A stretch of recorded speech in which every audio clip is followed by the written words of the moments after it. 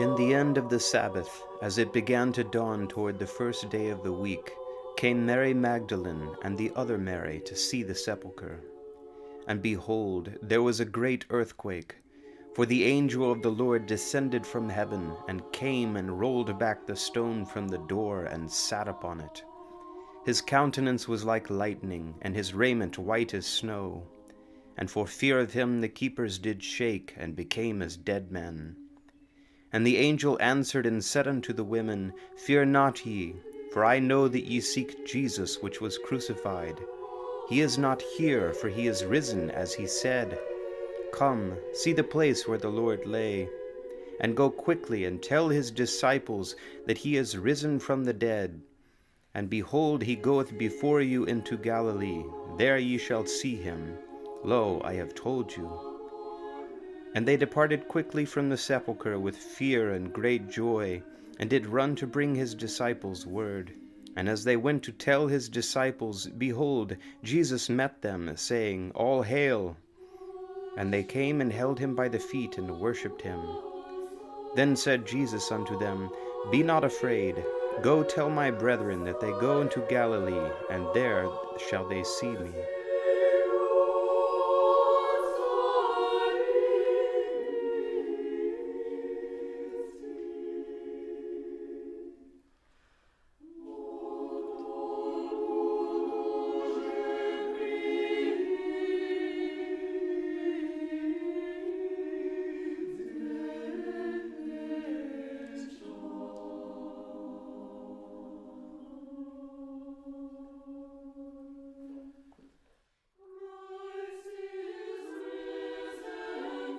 For 2,000 years, pious Orthodox women have been proclaiming the joy of Christ's resurrection throughout the world. Women have participated in the life of the Church through prayer, singing in the choir, raising Orthodox families, joining convents, and continuing the legacy of the myrrh-bearing women. This tradition has continued in our Eastern American diocese, where for the past 15 years, a group of talented women has been singing praises to God and proclaiming the Orthodox faith. They are known as the Holy Myrrhbearers Women's Choir, and this is their story. I feel very strongly about our heavenly patronesses, the Holy Myrrh-bearing women, being a prime example to us as women, not particularly singing women, but the way we lead our lives, because they followed Christ, they served Christ, they didn't leave Christ at the cross, and in turn they became the first witnesses of Christ's resurrection, the first messengers of his resurrection, and became the apostles to the apostles. They ministered to the sick, they ministered to the poor, they ministered to the apostles. So I feel that in our musical ministry, we continue to do that. So it started out in 1998 that a group of 9 women got together and sang during the Holy Myrrhbearers divine services, sang several pieces. It seemed that there would be an interesting opportunity to have women sing on their own and not just trios during Pascha time or during Great Lent, but how about women sang parts of services or maybe even an entire service? And there were skeptics who said, no, it won't sound great. The tradition began that every year, 6 to 8 weeks before that feast, women would gather and sing for that particular feast. And every year we would add several pieces. And the goal became maybe someday to sing the entire service. But at that point, women had come together from various parishes to do this because they became interested in it. As women started to join the choir in larger numbers, word of the newly organized choir began to spread. They came in all ages from different parishes and for many different reasons. Because it's unique, because there isn't another one around, because it does a lot of education actually, maybe unwittingly, but it does teach a lot of things as far as new music, new composers. We would go to nursing homes and sing at nursing homes, or like Christmas carols and things like that. So it gives us an opportunity to give back a little bit to the community as well. And we have done that in the past, and people have liked it very much. As far as I know, and I've been raised in the church, there's no choir in the United States that actually focuses on the beauty of the woman, of the female voice, and as it relates to sacred music. And this gives me the opportunity to express my faith in a way that's purely unique to women. I was familiar with Zhenya's work and heard about a women's choir group, and I thought it would be a wonderful opportunity to share my joy of singing in a women's setting, in a formal setting, with choristers from different parishes, different traditions, different generations, different experiences, kind of a girls bonding sort of thing. What makes this choir unique is that women got together on their own on a volunteer basis. And none of the women, including myself, were at the time professional musicians, professionally trained to do this, paid to do this.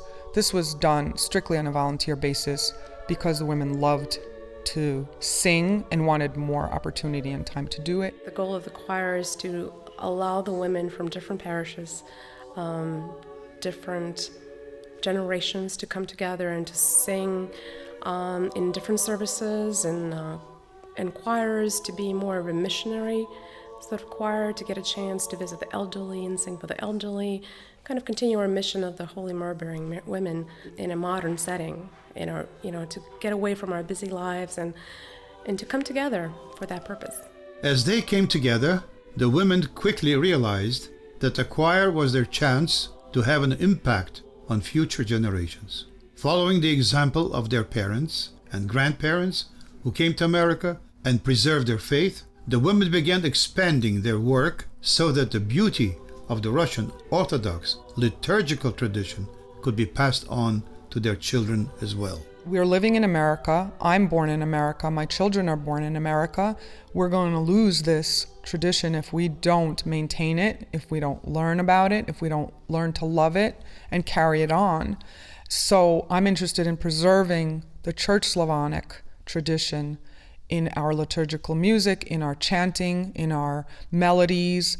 I want my daughters to learn it. I hope that the women around us and the ones that are participating will learn to love it and carry that on to their home parishes, to the groups that they sing, other groups that they sing in. Not only the traditional melodies that have been in our church for hundreds of years, but then the masters who have created these beautiful liturgical pieces that not everybody has the opportunity to sing. Generally in a parish, you'll have 3 people, 5 people, 6 people singing in an evening service. But say if you get a group of women, 25 women together, you can sing 4-part harmony works and maybe 6 or 8-part harmony works by the masters, and sing Kostalski and pieces that you would never be able to sing in your home parish, or probably never. The women's choir and its continuation of Russian Orthodox sacred music is something that we just need to keep alive. And right now, with so many other distractions in the world,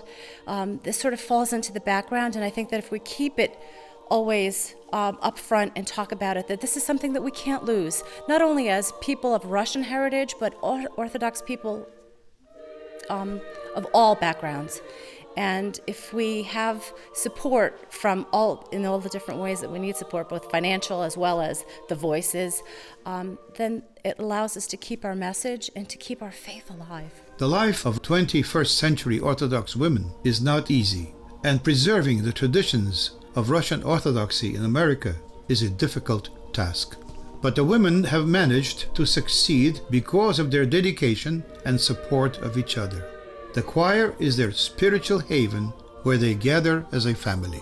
In reality, our lives are difficult. Women live difficult lives in the world today. They work, they tend to families, they tend to elderly parents, they go to school, they work and go to school. I have a very stressful work.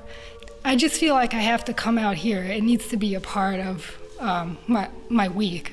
It has to be coming here. It gives me a chance to express myself through the music, especially Zhenya's music.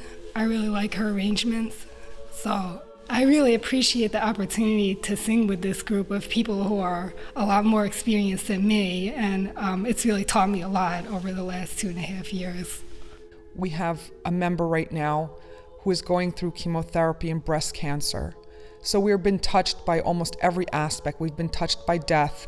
We've been touched by birth. We've had every aspect of life that you can imagine touch our choir.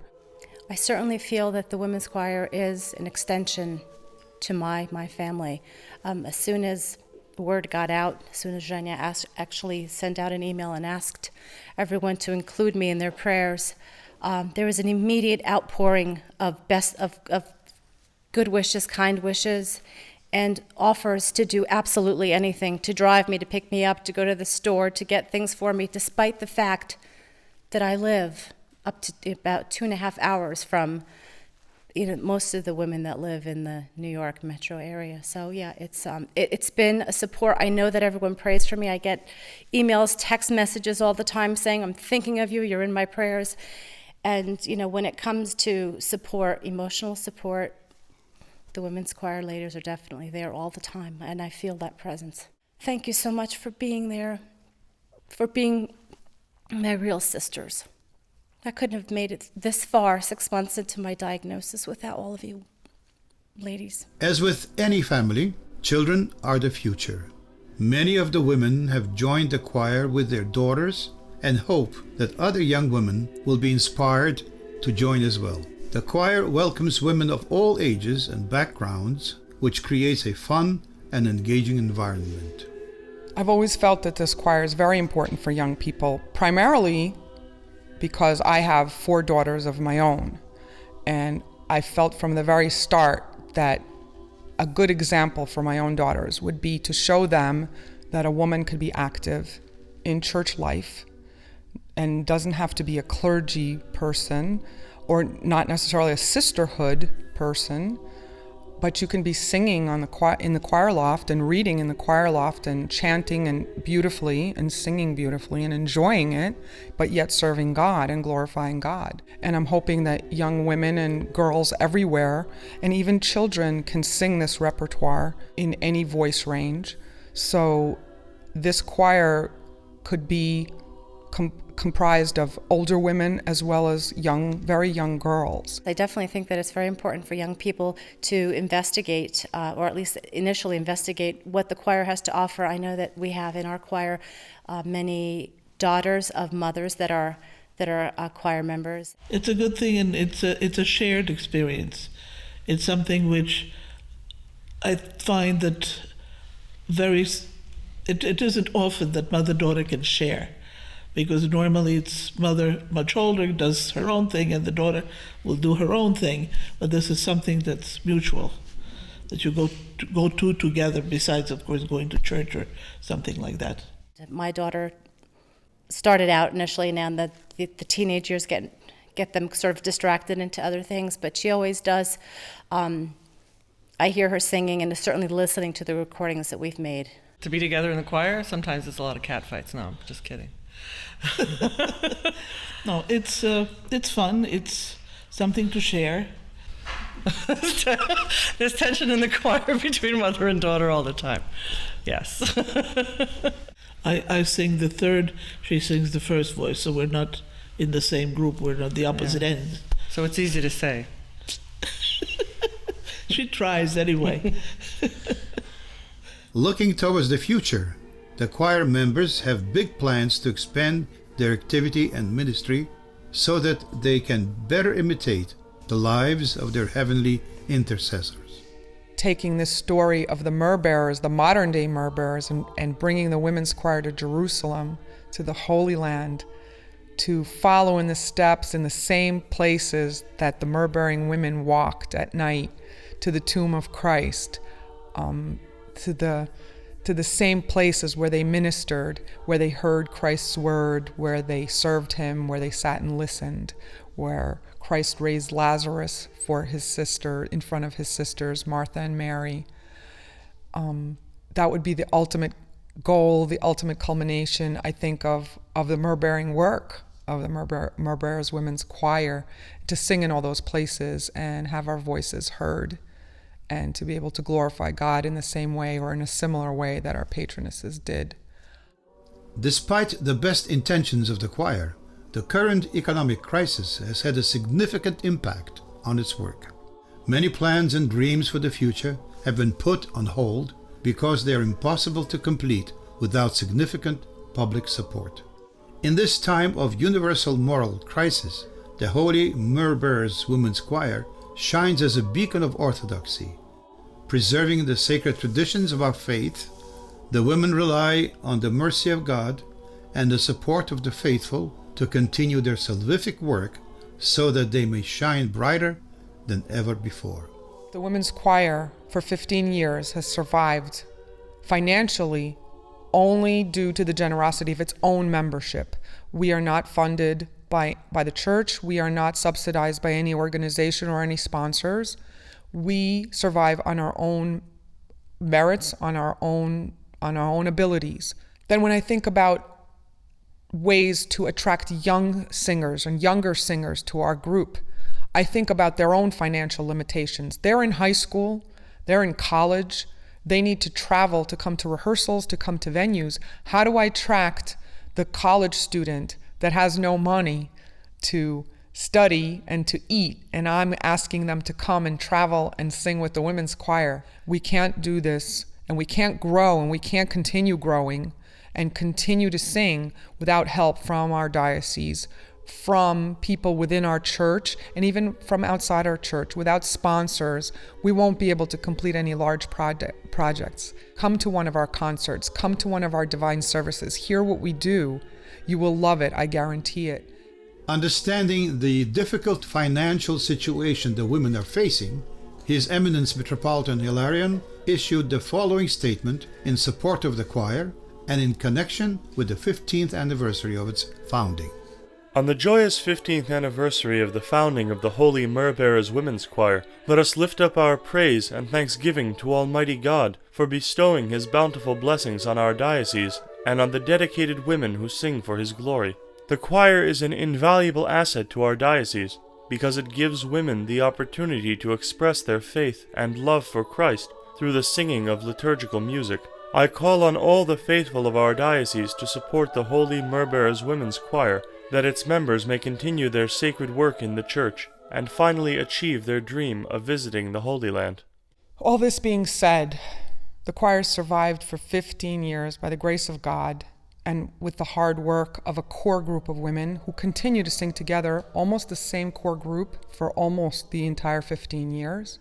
Even if we have no funding, even if we have no new membership, the core group will continue to sing and enjoy singing, because my dream from the very start has been, in the truest sense of humility and in the love of the church and in the love of the beauty of the church in its music.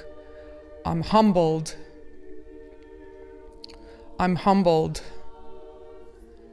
by the fact that I can lead this group, that I'm blessed with this group, and that I'm able to sing myself.